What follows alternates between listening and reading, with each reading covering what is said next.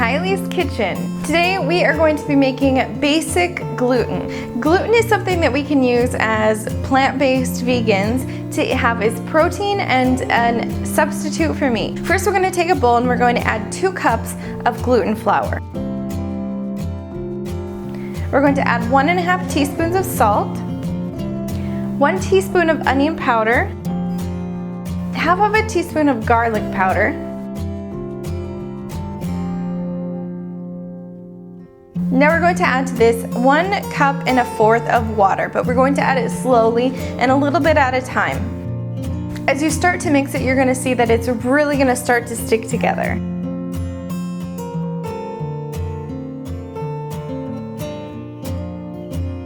Okay, now it's important for us to knead the dough a little bit. This just kind of helps it to come together more and to turn out a lot better as well. So we're going to knead this for about 5 minutes.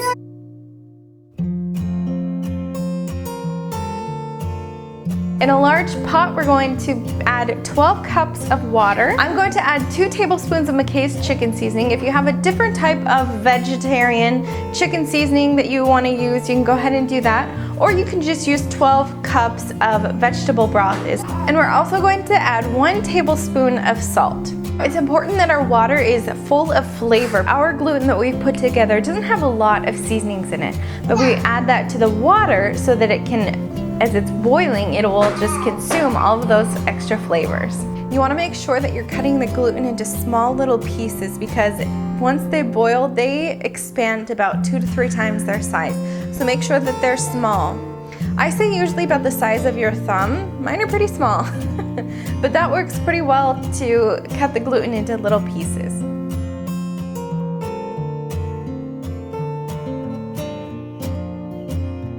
We're going to slowly add our gluten to the water.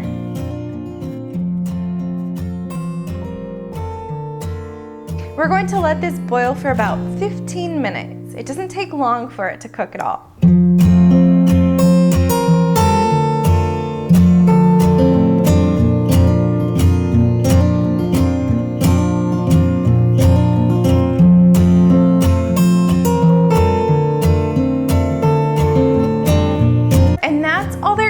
This gluten. It is so basic and so easy and so versatile and delicious.